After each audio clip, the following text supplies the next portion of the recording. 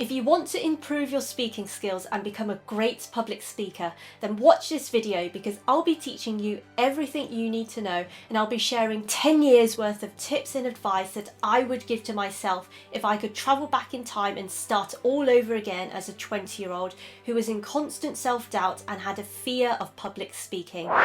Currently, at the time of recording this video, I'm nearly 30 years old, and in the last 10 years, believe it or not, I couldn't even string a sentence together. I had zero confidence because I was so focused on acting, becoming a different character all the time, that I forgot who I was. And in those 10 years that I struggled trying to find myself, I realised the person who I wanted to become. I wanted to become a confident person, a person who was outspoken, a person who was expressive and wasn't scared to share their own thoughts at any time. And in those 10 years, all of the information that I know about speaking, about public speaking, about having good communication is based on these three things, and that is the message, your audience, and you. When I did my master's in voice, we only focused on the one thing to begin with, and that is you, the person who is speaking. But when I found out that other people were teaching public speaking, everyone likes to focus on the message, thinking about what to say, how to say it, and the practical tips and techniques that you should use. And it's great to be focusing on the messaging, but nobody ever mentions this one thing that I'm going to be sharing with you at the end of this video. Because without it, I don't think I'll be using my voice in the same way. And yes, if you heard me 10 years ago, my voice has completely changed. You can use and learn all about the public speaking skills and techniques, but without this fundamental basic thing, everything that you've learnt will go to waste.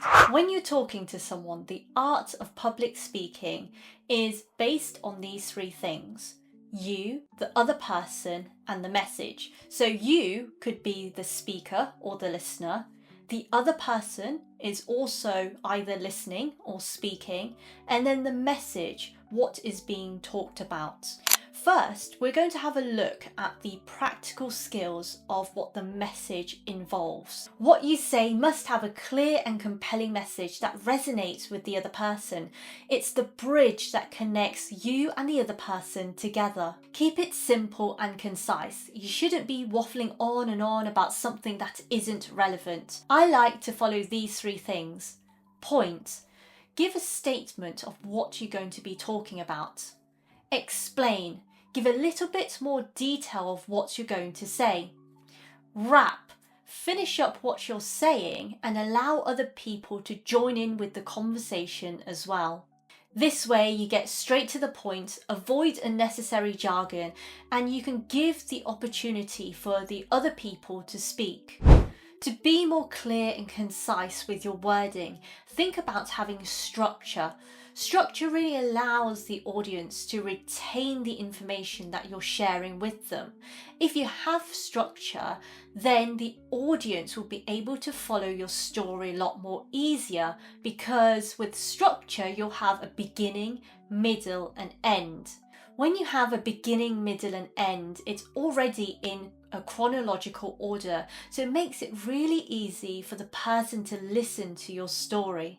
You can apply the structure to the beginning of what you're saying. You can apply the structure to the middle and end. So for your beginning, you would have a beginning, middle and end. For your middle, you can also have a beginning, middle and end. And for the end, you can also have a beginning, middle and end. This way you can see how everything flows from one point to another point, and it stops you from waffling. I talked more about structure when writing a speech, so if you haven't watched the video, go click on this video up here. But aside from being concise in your wording and having structure, the message to the audience also needs imagery. When you have imagery, you are able to allow the audience to follow along and be involved with the storytelling. If you imagine the scenario of what you're talking about in your mind, then the audience is more likely to imagine what you're saying as well. When you feel connected to the emotions of how you're telling the story, then the audience will feel that emotion with you. But how you do the storytelling and what you say will really influence on how the audience is feeling. For example, if I said the sentence, "I would like to improve the way I speak," compared to "I need to improve the way I speak," the words "would like" has a much friendlier and softer connotation compared to the word "need." Need feels very strong and demanding. So the way we say our words and what we say in the storytelling also matters a lot with the messaging. And I think the way we deliver the message, we really need to be able to create an impact for the audience. We want the audience to feel something when we're talking to them. This is when we use the 5 Ps: pitch, pace, projection, pause, and passion. Pitch is when you use a lot of high tones and low tones within your voice to say what it is that you want to say. Pace, that is the speed at which you're talking. You don't want to talk too fast and you don't want to talk too slow. Projection. Now, I don't actually like this word, because there are connotations that projection or project your voice means that you have to shout in some way to get your message across to them. But it's almost like using your voice to be heard so they can hear you and understand you at the same time. Pause. Thinking about pausing in a situation when you have a different topic that comes up that was different to the last one, when you want to create some sort of emphasis, when you want to remove your filler words, the pause can really help you. And passion. Passion is really the heart and soul of how you deliver a message, the emotions that you want to go through, the emotions that you want to create for the audience and how you want to make them feel. Passion is really something key, because a lot of the time people just use words, they say the words, and they don't have that connection inside. And this is how you become memorable, because you give them that emotional connection. You give the other person something to feel and something to think about. And the last part we're going to be talking about for the messaging is to be able to record yourself. Recording yourself is a really vital skill that you need to become a great public speaker.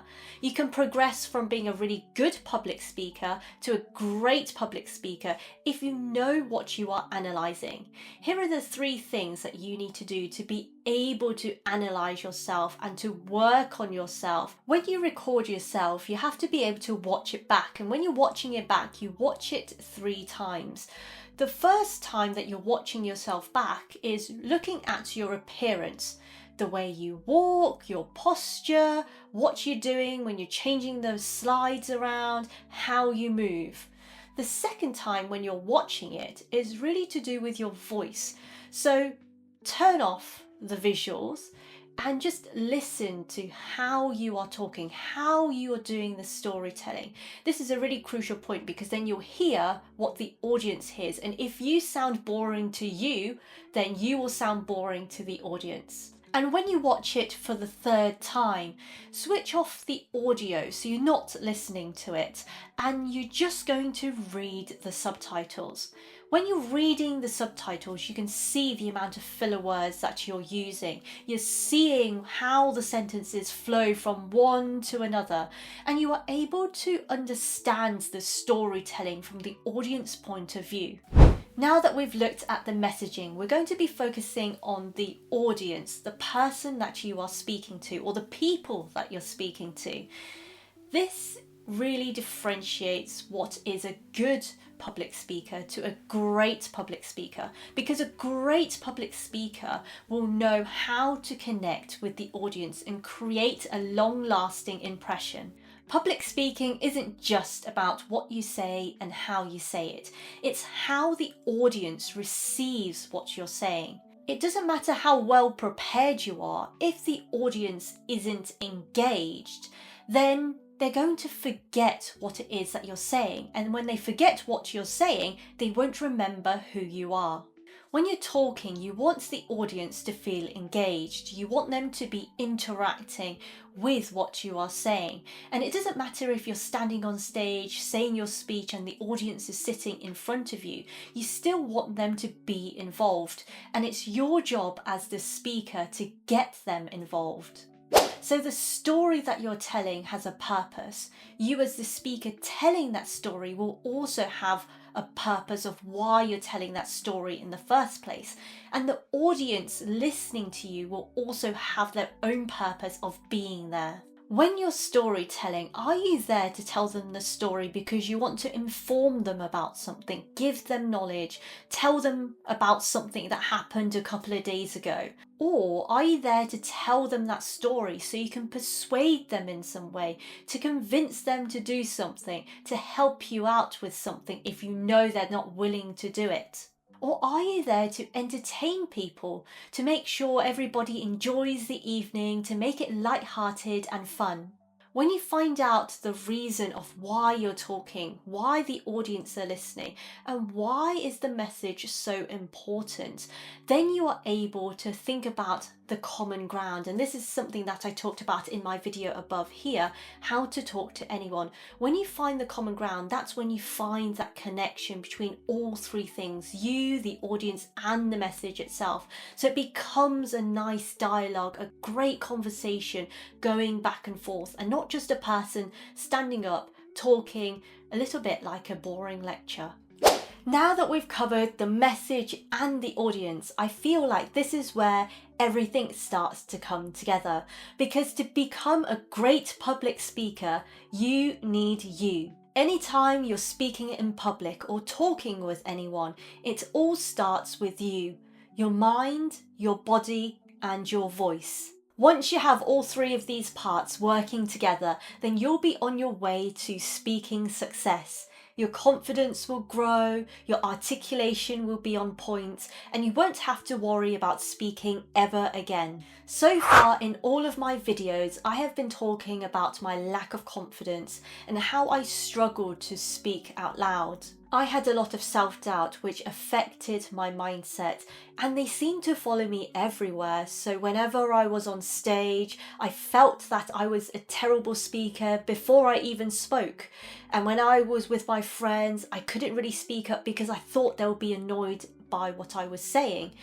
And these self-doubts really manifested itself and spread throughout my entire body, and then it showed in my voice. And without changing our mindset, then we won't be able to change the way we speak, because the fear will always be there and it would always be lingering wherever you go. And if I hadn't have changed my mindset, then the way I spoke would still be the same. I would still have the fear of speaking. When you're talking to someone, no matter if you are a public speaker or not, you should be able to have a clear mind, feel comfortable, and not really overthink what you're saying. But when you have low self-confidence, you're always doubting yourself, you're overthinking, your brain is always on the go, and therefore it's really hard for your mind to really focus on the things that matter, how to filter out that information that's relevant in the moment.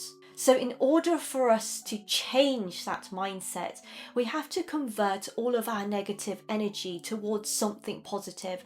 Think about positive affirmations. If you're not good enough, tell yourself you are good enough. If you don't think you can do it, tell yourself you can do it. Because when you change that mindset, when you have that positive affirmation, you give yourself that confidence. And when you have that confidence, the way you sound will change as well. Instead of stressing about what I would say and how I would say it, and whether I feel judged by the audience, take your focus and go back to the audience. Think about the impact that you're creating creating for them. Think about how you're going to help them, and think about that shared connection with them. Because when you take the focus off you, you start focusing on them, and that is where you change your mindset. When you change your mindset and your approach towards public speaking, and you're having a genuine willingness to help people to improve their lives, then your nerves will naturally fade away because you're taking the focus off you and putting the focus on them. Changing our mindset with positive affirmations is a good start, and we want to be able to stamp out all of those negative emotions in our mind.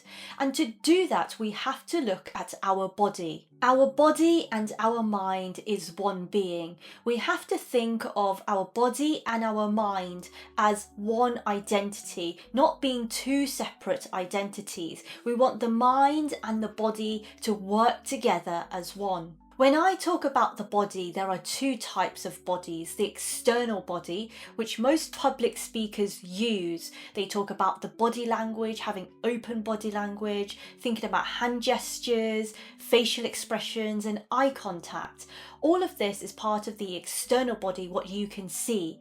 The body that I'm referring to is the internal body. If you're not comfortable speaking out loud and you're not confident saying your speech on stage, then your mind will start to race. And when your mind starts to race, you'll start overthinking. And when your mind starts overthinking, that's when you're not in control of your mind. And if you're not in control of your mind, you're not going to be in control of your body. And when that happens, every public speaking technique that you ever learnt will go out of the window. If you don't focus on the internal body, then you won't be able to manage the anxieties that come with public speaking.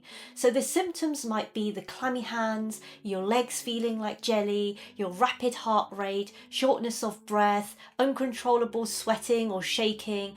All of those external body symptoms you won't be able to control. And so when our body is stressed, our mind is stressed. But when our body feels relaxed, then our mind can relax as well.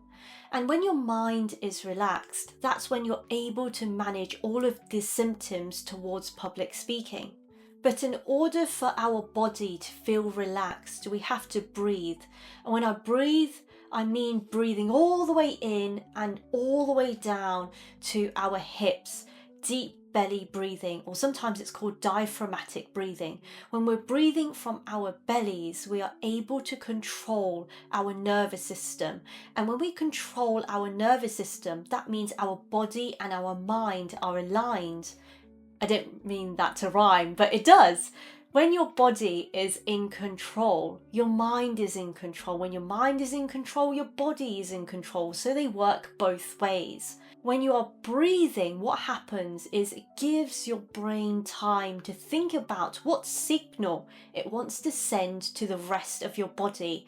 And your body will have time to respond when you're breathing because it will send that signal back up to your brain. What happens when you don't breathe? It means that your mind is thinking about how to get air into your body. How are you going to survive as a human being? And when your body panics, this is where everything else goes out of the window. The thing that you're talking about, the people that you're with, the audience who's sitting in front of you, everything stops.